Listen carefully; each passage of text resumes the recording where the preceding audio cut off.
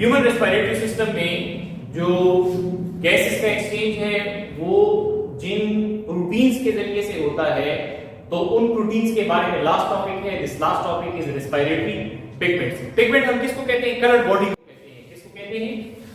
Coloured body.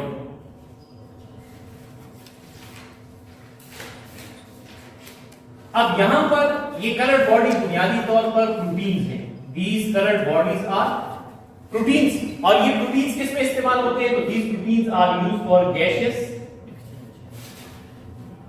Exchange. ये gaseous exchange के लिए यूज होते हैं। अब बुनियादी तौर पर गैसियस एक्सचेंज में अगर इन दोनों की बात करें तो इसका ज्यादातर ताल्लुक किसके साथ है? इसका ज्यादातर ताल्लुक जो है वो ब्लड और बॉडी टिश्यूज के साथ है। ब्लड और बॉडी टिश्यूज। हेमोग्लोबिन क्या करता है? हेमोग्लोबिन ये करता है कि एल्वेलाई से ले लेता है ऑक्सीजन, लेकिन हेमोग्लोबिन खुद कहां पर मौजूद है? तो हेमोग्लोबिन खुद मौजूद है आरबीसीज के अंदर। किसके अंदर है? आरबीसीज में। और आरबीसीज कहां पर है? ये ब्लड में है।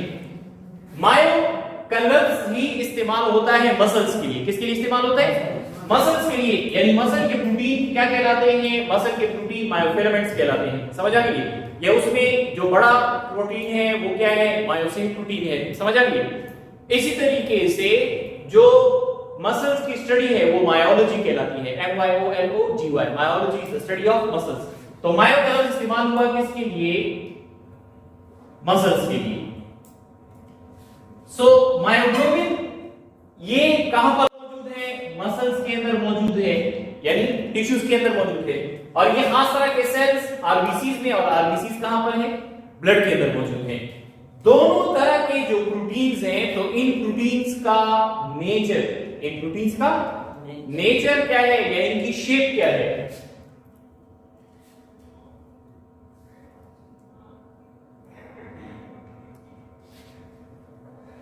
तो देखिए दोनों तरह के प्रोटीन्स में अगर उसके नाम में आप गौर करें ना तो इसका आंसर आपको मिल जाएगा।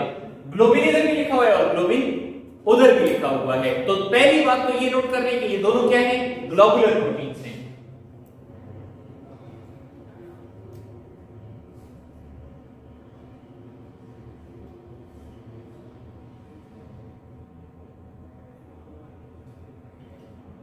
फर्स्ट ईयर में प्रोटीन्स के टॉपिक में आप पढ़ेंगे किस चीज के बारे में? आप पढ़ते हैं प्रोटीन के स्ट्रक्चर के बारे में। Primary structure, secondary structure, tertiary structure और क्वाटरनरी स्ट्रक्चर। सही। और फिर ये कि आप प्रोटीन की शेप पढ़ते हैं, फाइब्रस प्रोटीन और ग्लोबुलर प्रोटीन। तो अब उसमें जो सबसे कॉम्प्लेक्स, सबसे बड़ा स्ट्रक्चर है वो क्वाटरनरी स्ट्रक्चर है। और मायोग्लोबिन का जो स्ट्रक्चर है वो क्या है? मायोग्लोबिन का जो स्ट्रक्चर है ये भी ग्लोबुलर है, लेकिन ये टर्शियरी है। ये क्या है? Tertiary structure.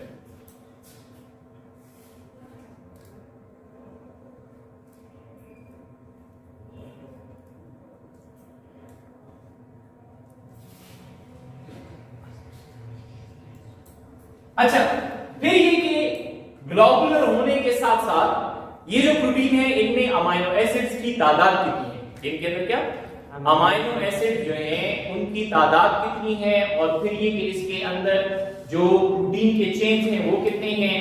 इसी तरह पॉलीपेप्टाइड चेन्स इसके अंदर कितने हैं? हेम ग्रुप जो है वो इसके अंदर कितना है? तो उन चीजों के बारे में पढ़ते हैं। लेकिन उन सब से पहले एक बड़ा फर्क दोनों में क्या है? तो हेमोग्लोबिन का काम क्या है? हेमोग्लोबिन का काम ये है कि ये ट्रांसपोर्ट करता है। क्या करता है? Transport oxygen. और मायोग्लोबिन का काम क्या है? तो मायोग्लोबिन का काम ये है कि इट रिजर्व्स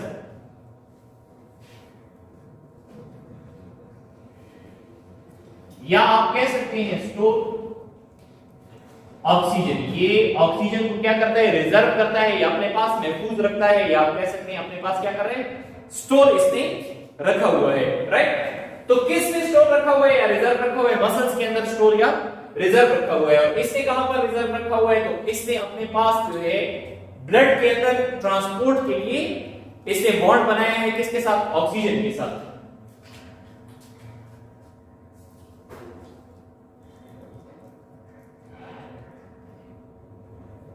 हेमोग्लोबिन के अंदर अमाइनो एसिड्स की तादाद कितनी है? इसमें 576 अमाइनो एसिड्स हैं।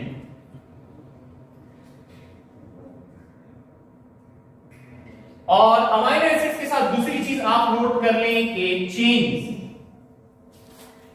तो 576 amino acids and 4 polypeptide chains, 4 इसके पॉलीपेप्टाइड चेन्स होती हैं।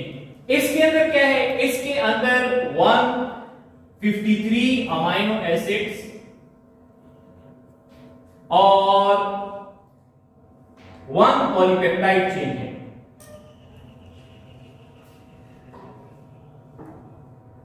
एक पॉलीपेप्टाइड चेन इसके अंदर मौजूद है। अब याद रखें, ये पॉइंट ध्यान में रखें कि प्राइमरी और सेकेंडरी स्ट्रक्चर जो है ये ज्यादातर फाइब्रस प्रोटीन्स बनाते हैं। क्या बनाते हैं? Fibrous protein. और टर्शियरी और क्वाटरनरी स्ट्रक्चर के जो प्रोटीन्स होते हैं तो इनकी शेप क्या होती है? इनकी शेप ग्लोबुलर होती है। क्या होती है? ग्लोबुलर होती है। तो ग्लोबुलर शेप कैसे बनती है? ग्लोबुलर शेप बनती है उस वक्त जब कई सारे पॉलीपेप्टाइड चेन्स एक खास अरेंजमेंट में आ जाएं और 3 डायमेंशनल कन्फर्मेशन बना ले। क्या बना ले? 3 डायमेंशनल कन्फर्मेशन जो है वो बना ले। समझ आ गई? तो उस 3 डायमेंशनल कन्फर्मेशन की वजह से उसकी शेप क्या होगी? उसकी शेप ग्लोबुलर होगी। ये बंद करो। तो अब 4 पॉलीपेप्टाइड चेन में जो हेमोग्लोबिन है, जो क्या है? हेमोग्लोबिन। ये हेमोग्लोबिन क्या है? इस हेमोग्लोबिन में 2 अल्फा चेन्स हैं और 2 बीटा चेन्स हैं। 2 अल्फा चेन्स हैं और 2 बीटा चेन्स इसके अंदर मौजूद हैं।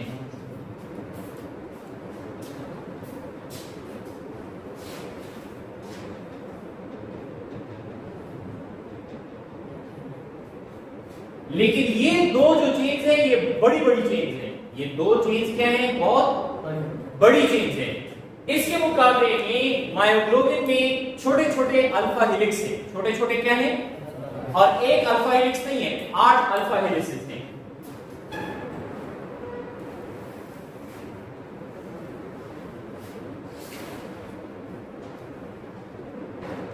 8 अल्फा हेलिक्स इसके अंदर मौजूद हैं। फिर जो हम ऑक्सीजन की ट्रांसपोर्ट जब जिक्र कर रहे थे तो वहां पर हमने कहा था कि पोरफायरिन रिंग या हेम स्ट्रक्चर, पोरफायरिन रिंग या हेम स्ट्रक्चर जो है वो इसके अंदर और उसके अंदर कितने हैं? तो हेमोग्लोबिन में हमने कहा था कि 4 है, जिसके अंदर सेंटर में क्या होता है? आयरन। और हमने ये कहा था कि ये आयरन बॉन्ड बनाता है किसके साथ? ऑक्सीजन के साथ बॉन्ड बनाता है। बॉन्ड बनाता है किसके साथ? ऑक्सीजन के साथ बॉन्ड बनाता है।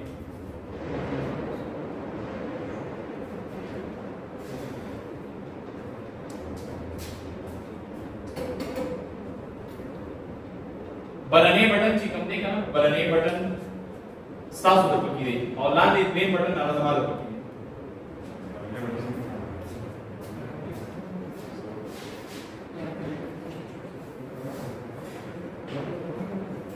पहले तो इसको समझ लें कि ये पोरफायरिन रिंग हम किसको कह रहे हैं? पोरफायरिन रिंग हम किसको कह रहे हैं? तो देखिए पोरफायरिन रिंग का स्ट्रक्चर क्या है? पोरफायरिन रिंग का स्ट्रक्चर ये है। इसको टेट्रापायरोड रिंग भी कहते हैं। क्या कहते हैं इसको? This is also called as tetrapyrrole ring. Her ring में क्या होते हैं? हर रिंग में एक नाइट्रोजन होगा। हर रिंग में क्या होगा? एक नाइट्रोजन मौजूद है। और इसके सेंटर में क्या है? इसके सेंटर में आयरन है। इसके सेंटर में क्या है? आयरन है। समझ आ गई? अब इस तरह के स्ट्रक्चर हेमोग्लोबिन में कितने हैं? तो इस तरह के स्ट्रक्चर हेमोग्लोबिन में 4। इस तरह के स्ट्रक्चर हेमोग्लोबिन में कितने हैं? 4। और इस तरह का स्ट्रक्चर मायोग्लोबिन के अंदर कितना है? तो इस तरह का स्ट्रक्चर मायोग्लोबिन के अंदर 1 है। मायोग्लोबिन के अंदर कितना है?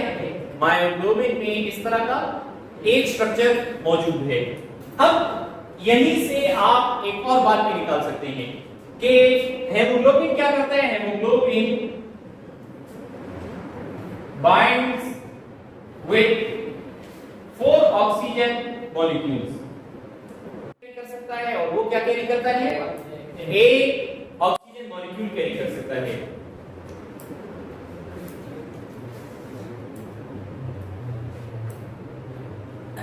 अब ऑक्सीजन हेमोग्लोबिन डिसोसिएशन कर्व का जो हमारा लेक्चर था उसमें हमने ये डिस्कस किया था कि अगर कोई ऐसी चीज आ जाती है जिसकी एफिनिटी ऑक्सीजन के लिए, किसके लिए? ऑक्सीजन के लिए हेमोग्लोबिन के मुकाबले में ज्यादा है, तो वो ऑक्सीजन ले लेगा किससे? हेमोग्लोबिन से। लिहाजा मायोग्लोबिन का काम चूंकि स्टोर करना है, it has high affinity for oxygen than haemoglobin.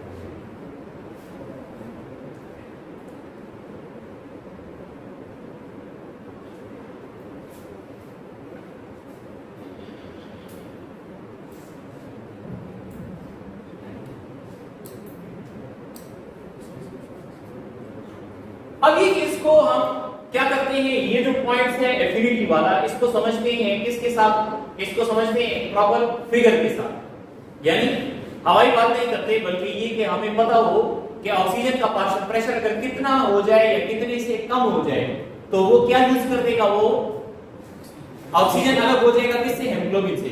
और इसी तरह मायोग्लोबिन जो है वो कम से कम कितने पार्शियल प्रेशर पर ऑक्सीजन को अपने पास स्टोर या रिजर्व रख सकता है।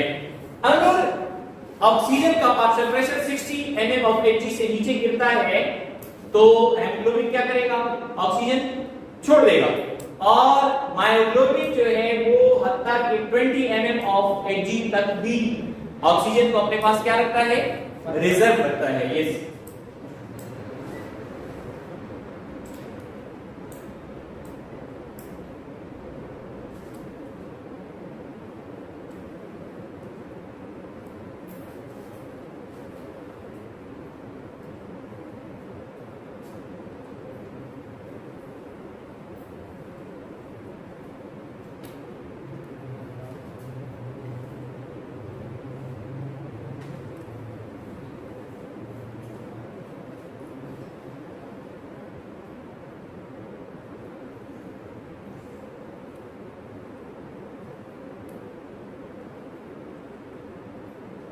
इन दोनों के साथ एक और बात आप ये नोट कर लें कि जो हेमोग्लोबिन है तो हेमोग्लोबिन की वजह से आरबीसी और ब्लड का कलर रेड है।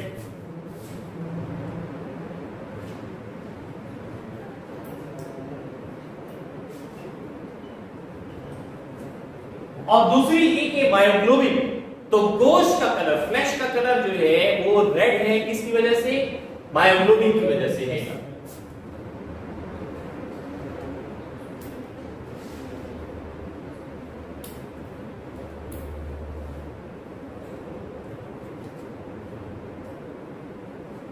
तो ये दो आपके पास क्या हो गए? दो रेस्पिरेटरी पिगमेंट्स हैं।